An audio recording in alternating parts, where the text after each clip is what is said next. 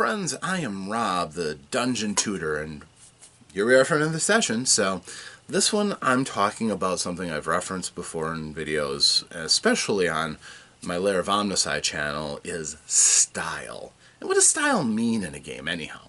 I mean, if you have a rule book, you've got a set of rules, and they tell you what to do and when to do it, right? Well, that's not quite true. Every game master and every player to a certain extent has a particular style of how they play or how they run games. And style is basically the feeling that you give when you participate in a group. For instance, if I'm a game master, for instance, and I am running a game, let's call it 5th edition Dungeons & Dragons, something more people are familiar with, and the players go into a room in a dungeon. Now, if I'm going by the rules, it says the room is 10 feet high, 20 feet wide, the walls are slightly moist and made out of fitted stone, the floor is filthy with a collection of bones, dust, and drippings. Now, a certain style of game master will say exactly that, and then they will just stop and let the players react. Now, that's a certain style. That's taking exactly the narration that you're given and putting it forth. And that's not necessarily a bad thing.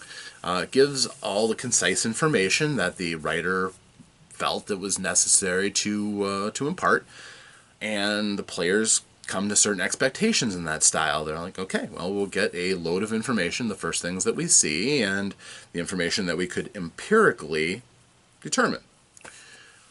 But other kind of game masters will take that and say something more to the tune of, all right, you're looking into a room, apparently.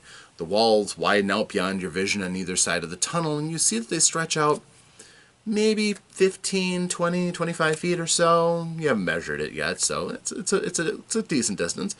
The floor appears like it's been smoothed, but outside of that, it still looks natural, as the floor is just absolutely disgusting.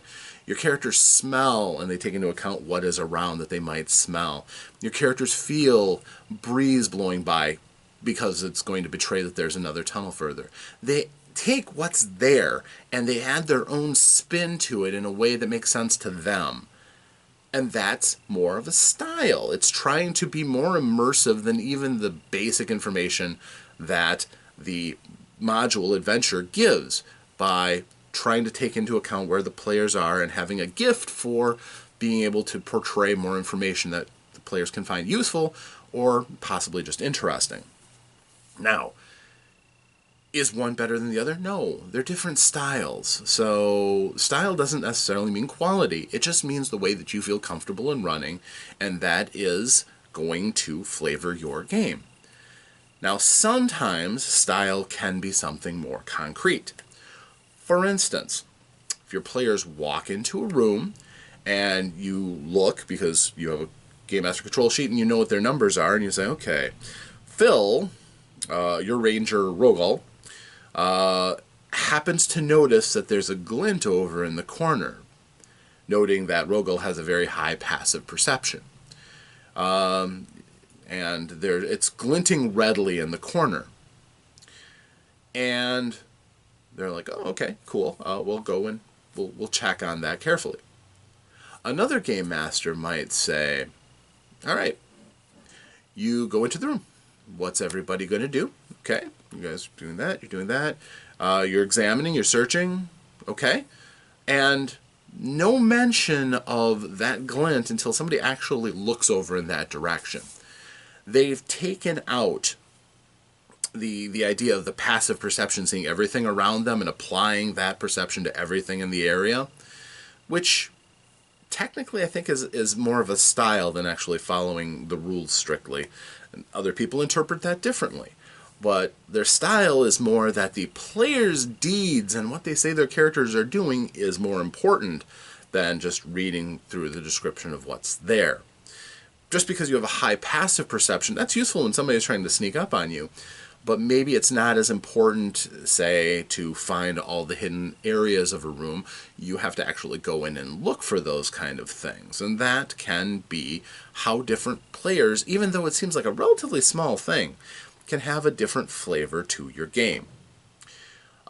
This can really spread throughout the game, and your personal philosophy and style can really leave some deep marks on how the game is going to feel to your players. Another opportunity for flexing your style may be in the rules that you choose to use and not use, and hopefully you vetted these with your players. Or if you like a certain style, you would talk with it to your game master to see if that style is going to be applied into your game. So, for instance, if you prefer old school style, which is predicated primarily on a certain set of rules, but not necessarily, you can actually play that style with a variety of games. We'll again take 5th edition Dungeons and Dragons. Now, if you let the group know that you prefer this older style of rules, and for instance, you don't like death saves, it's like, okay, you hit 0 hit points, you're dead.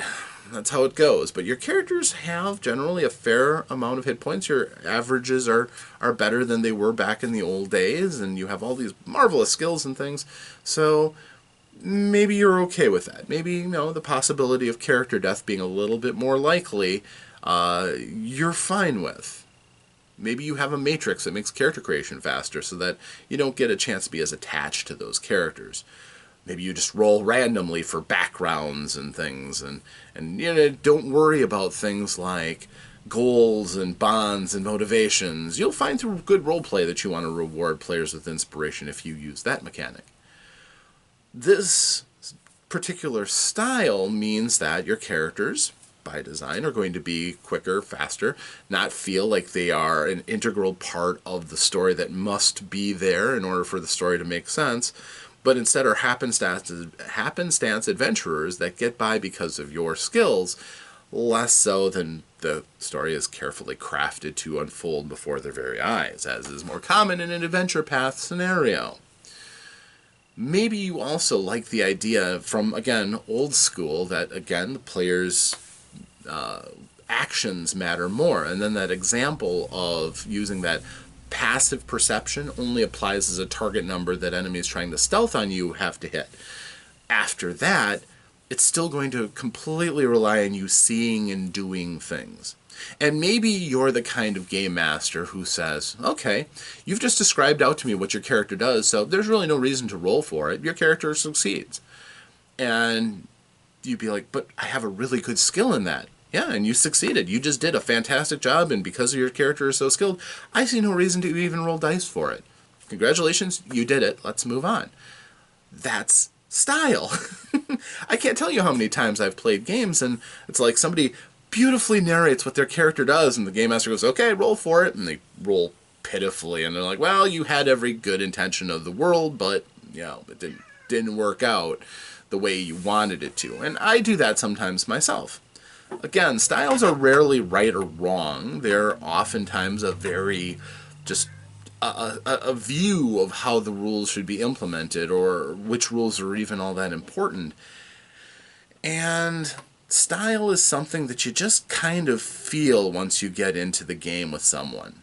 Now, sometimes it can also be because, again, they explain that there are certain rules they aren't going to use, or rules variants that they prefer, and that can be a good clue, too. But if you do have a style that favors a certain type of way of implementing rules or things, it's important to be upfront with players that you've never played before.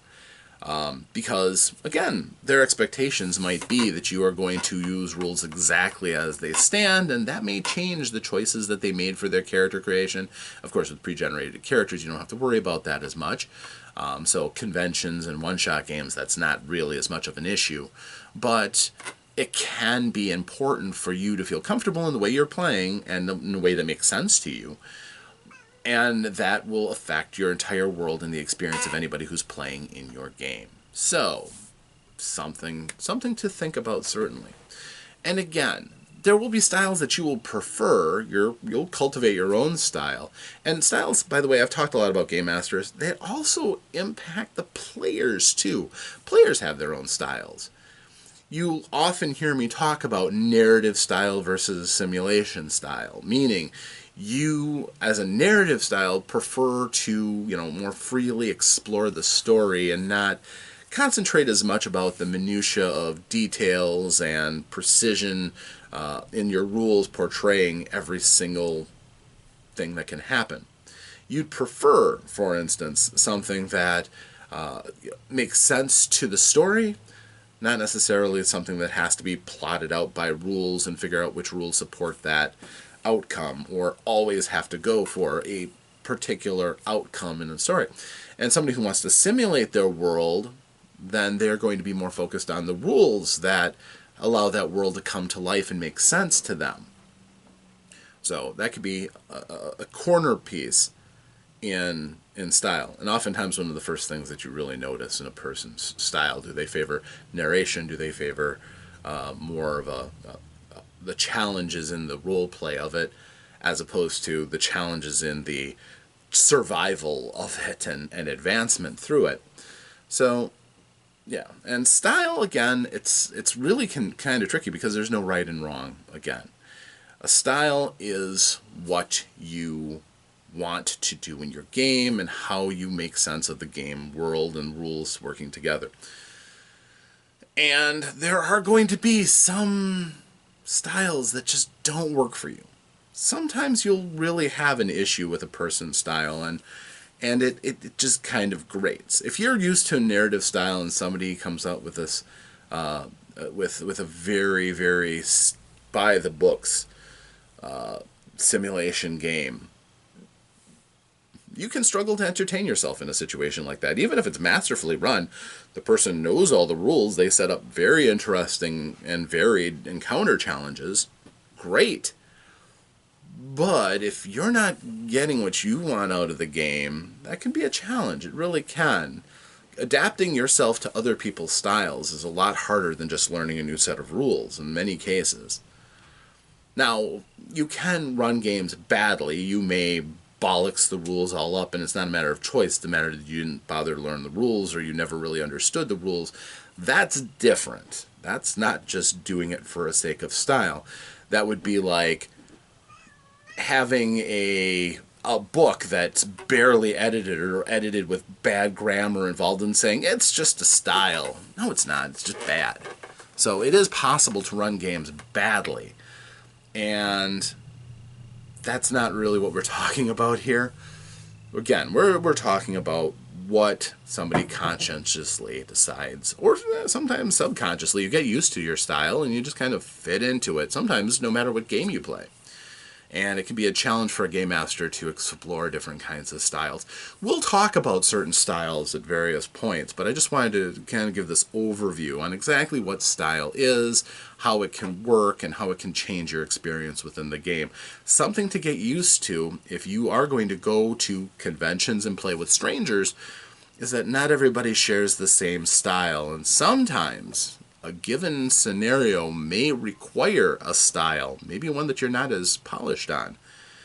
For instance, somebody who really has a wide open narrative game, even of, say, 5th edition Dungeons & Dragons, who suddenly goes to an Adventure League game with someone where it is important that everybody follows the same rules because you can take your character from adventure to adventure to adventure, and straying from those rules can break the form factor of how the game works.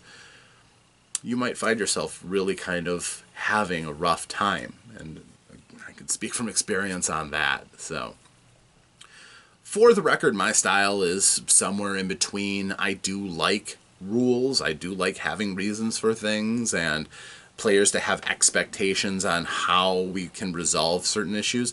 But I do like to have the narrative control to be able to let the player sometimes exceed those or transcend those kind of rules in creative and interesting ways that makes the game run more smoothly and more entertainingly for everybody involved. So I generally find that I find few people who have a real problem with that, with the exception of the odd person who's a real stickler for the rules. Sometimes they may not like the fact that I'm okay with transcending the official rules from time to time. But that's my style. So, I hope this helps, and I hope you can kind of come to grips with it. It's far more than just which rules you're following.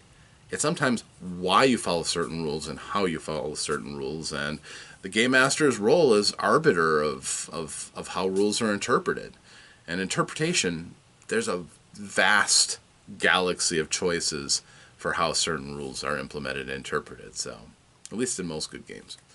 So, thank you very much for joining me for this session. Of course, if you have yourself any experiences with styles or questions about particular styles versus an experience that you have, feel free to leave them in the comments below, and I'll happily respond, maybe even make a video of it if you want to delve into this particular topic. And if not, I hope you were entertained by the idea, and maybe can keep an eye out for the different styles that you might encounter on a day-by-day basis. So, thank you very much. I'm Rob, the Dungeon Tutor, and until next session, I will see you on the internet. Thank you, and farewell.